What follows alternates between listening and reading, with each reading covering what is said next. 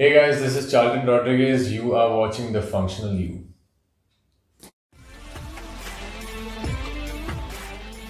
So today what we're going to speak about is basic animal flow, right?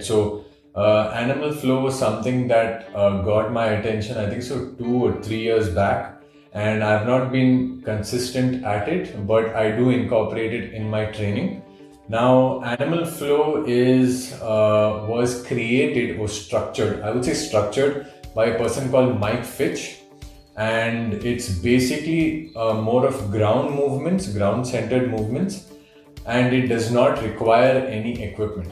Now, what it requires is proper coordination, core strength, and using your body as like as a unit, right? So, what you would probably need in terms of like you would need to warm up like big time in terms of your wrists being warmed up properly, even your shoulders, your hips, and your ankles. So these are something because now the reason why I say that we would be using this is because these are the first things that are in contact with the floor, right? So if you're landing on something, you would land on your toes, inversely, like putting pressure on your ankles. And even when you're doing like upper body movement, it's your wrists onto your elbows and shoulders. So let's get started. Okay guys, so now that you have your wrists and your ankles ready to go and warmed up, I would probably tell you guys to warm up your body, just get a sweat going before you do all these exercises, right? So now let's move into the exercises. Alright, so the first exercise is going to be a beast hold.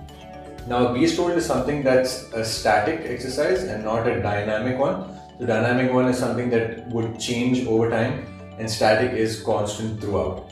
Now, what we want to do is we want to put our wrists right below our shoulders and our knees right below our hips, right? So this is a beast, right? Now, this is an active beast, okay? Now here, there's a lot of stress on my knees and they are few inches off the floor, okay?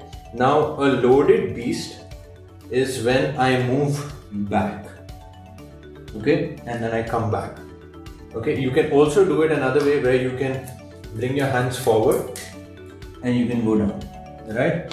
So here again, so this is a normal beast hold.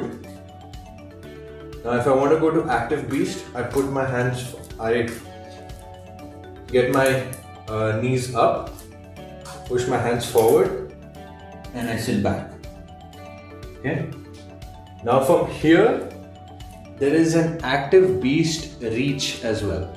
So same position, starting from beast, up, hands go in front, go back. And now what I'm going to do is I'm going to reach with my knees and I'm going to touch my wrist, come back nice and slow and touch my knee to my wrist. Once again, so from here, touch and touch. Now remember guys that when you're performing these exercises, the first thing to remember, I'm already sweating and already got a pump, so you can see that. But the main thing to recognize is that controlled is always better, right? Don't focus on the reps, and you can see I'm kind of out of breath also as well, which is a very good in terms of cardio, right? So it gives you that steady state cardio to hold something for a really long time. So if you can hold like few weight, and you can also see that I'm sweating, right? So this is a positive indication that the movements that you do should be controlled, right?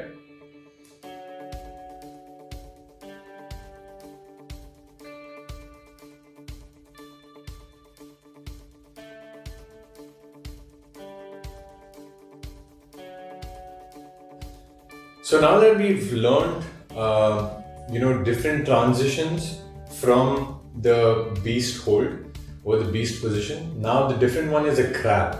Now, how do we transition from a beast into a crab, right? So, again, this is normal beast, active beast. Now, what I'm going to do is my right hand and my left leg, right? So that's going to go up.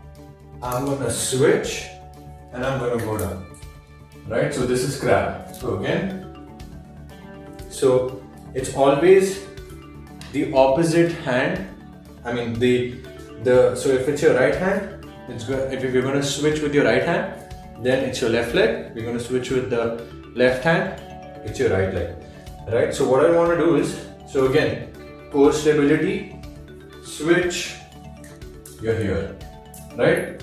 Now this is a crab position, right? Now what you can do is from here, you can do a crab reach. Now the same way we had a beast reach, we have a crab reach also as well, right? So again, this is crab, active crab.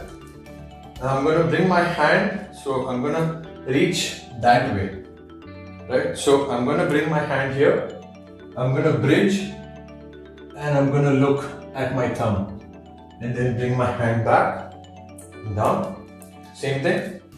I'm going to look there, so my hand is here, bridge, look and back.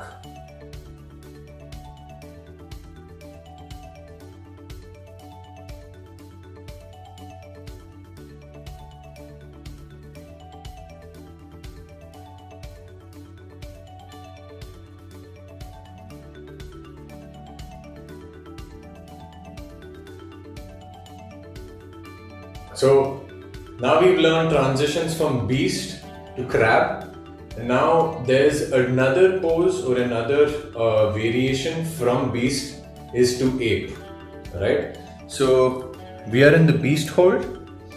Now this is, I can move sideways. So again, this is a beast sidewalk, right? And remember guys, always that, keep your back as neutral as you can. And this also requires a lot of scapula, protraction and retraction, right? So from here, I can move sideways also as well, right? So if you see now, this is what you call ape, alright? So this is side ape. And there's another variation as well, where you go into a deep squat, and then this is ape reach, right? So ape hold and ape reach.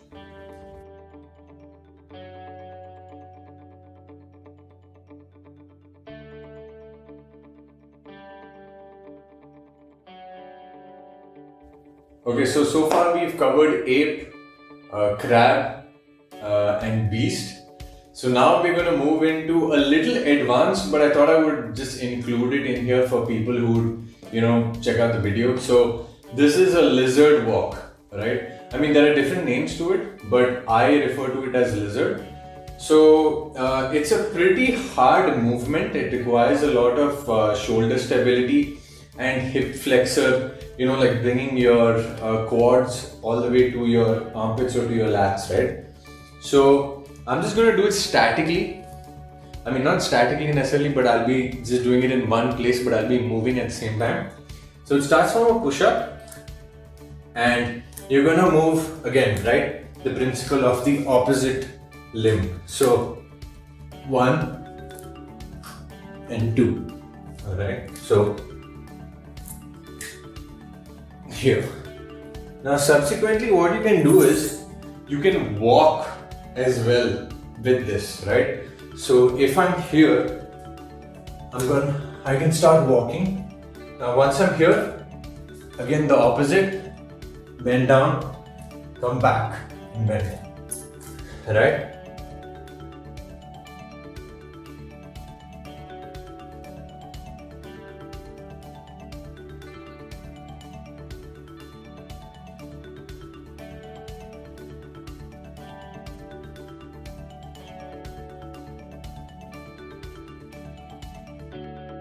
So that is what I wanted to cover today.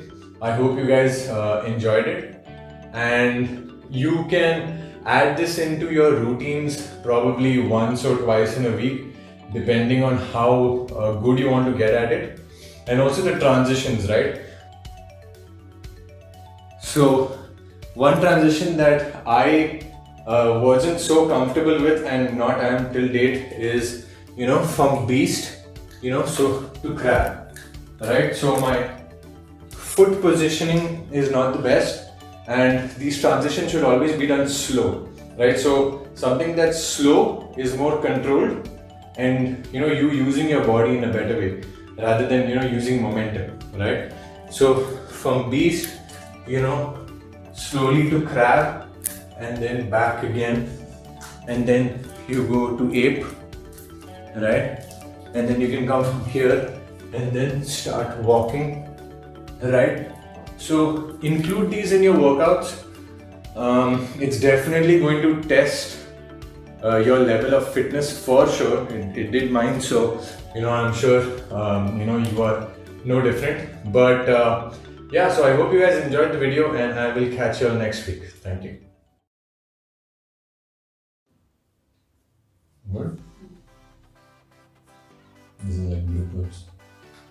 No, we are not putting bloopers. Oh, yeah.